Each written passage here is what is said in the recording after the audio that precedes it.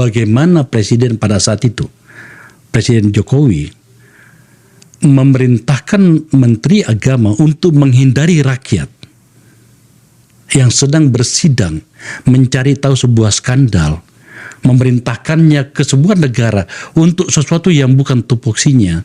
Sebenarnya seandainya dia masih presiden dan saya masih anggota DPR, itu sudah cukup untuk mengusung sebuah pansus seperti angket Senturi dulu. Karena itu pengkhianatan.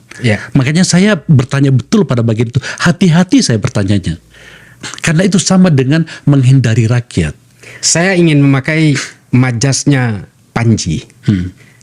Menurut pandangan saya, dari kronologi kejadian itu ada mens rea sudah. Kalau saya akan mencecar itu. Buat apa Gus Yakut dibuang ke luar negeri untuk menghindar dari pertanyaan rakyat, kurang lebih seperti itu. Saya juga bertanya-tanya. Itu yang kemudian, dan yang paling membuat saya betul-betul terpukul, Puang. Saya berteman dengan Gus Yakut ini ketika dia masih menjadi ketua Ansor. Kami bergerak bersama-sama untuk melawan kelompok radikal dan kelompok-kelompok yang ingin menjadikan negara ini negara khilafah dan kelompok yang mengharamkan Pancasila. Kami bergerak bersama-sama, bersama Mabes Polri, bersama Densus ketika itu. Kami keliling ke berbagai daerah hanya untuk campaign seperti itu, yang kita sebut dengan kampanye kebangsaan, yang kemudian dijadikan oleh Gus Yakut sebagai gerakan moderasi beragama ketika dia menjadi Menteri Agama. Apa yang terjadi hari ini, Puang, dan kejadian ini? Pak Jokowi harus nonton ini, KPK harus nonton ini, Pak Prabowo juga harus nonton ini. Hari ini mengatakan tuh yang paling cinta Pancasila, tuh yang anti radikal, tuh yang anti HTI, tuh yang anti FPI, ternyata korupsi. Siapa yang mau tanggung jawab dengan ini? Bangkitnya kelompok kanan yang kemudian seolah-olah kami yang membela Pancasila dan membela NKRI ini, yang anti radikal ini ternyata penjahat semua. Siapa yang mau tanggung jawab?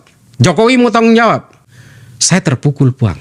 Saya bahkan siap untuk menangis nih sebenarnya. Saya sangat terpukul dengan tudingan publik seolah-olah seorang Pancasilais anti radikal yang betul-betul kami ini ingin menjaga kemajemukan di negara ini, ternyata seorang koruptor.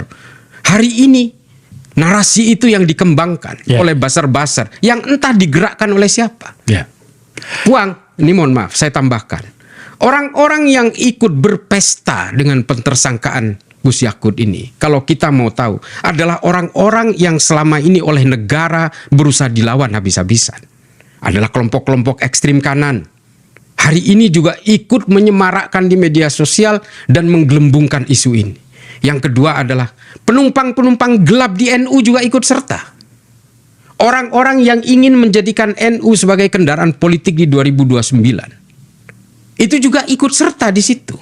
Kalau kita profiling semua, orang-orang PKB yang anti kepada Gus Yahya juga ikut serta mempersekusi Gus Yakut di sini. Ini manusia-manusia apa sih?